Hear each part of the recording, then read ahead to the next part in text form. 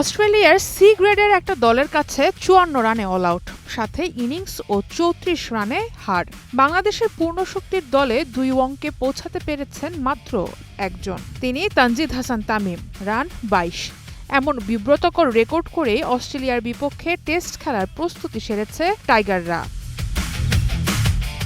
প্রথম ইনিংসে তাও মিরাজের সেঞ্চুরিতে অল্প হলেও নিজেদের মান রেখেছিল টাইগাররা, কিন্তু দ্বিতীয় ইনিংসে তাসের ঘরের মতো ভেঙে গেছে বাংলাদেশের ব্যাটিং লাইন আপ। ম্যাচের শেষে কোচ ফিল সিমন্স অবশ্য মনোযোগটা মূল ম্যাচের দিকেই রাখছেন।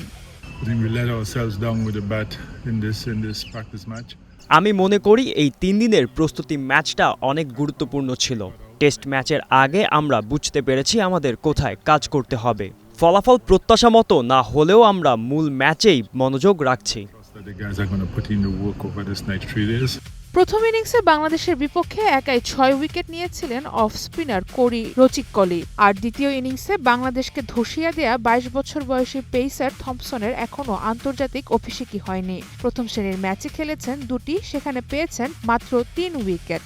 আর লিস্ট এ ক্রিকেটে ২ ম্যাচ খেলে নিয়েছেন ১ উইকেট। সেখানে বাংলাদেশের বিপক্ষে এক ইনিংসেই ৮ উইকেট নিয়ে ধরাশায়ী করেছেন শান্ত মুশফিকদের। মূল টেস্টের আগে সময় বাকি মাত্র ৫ দিন।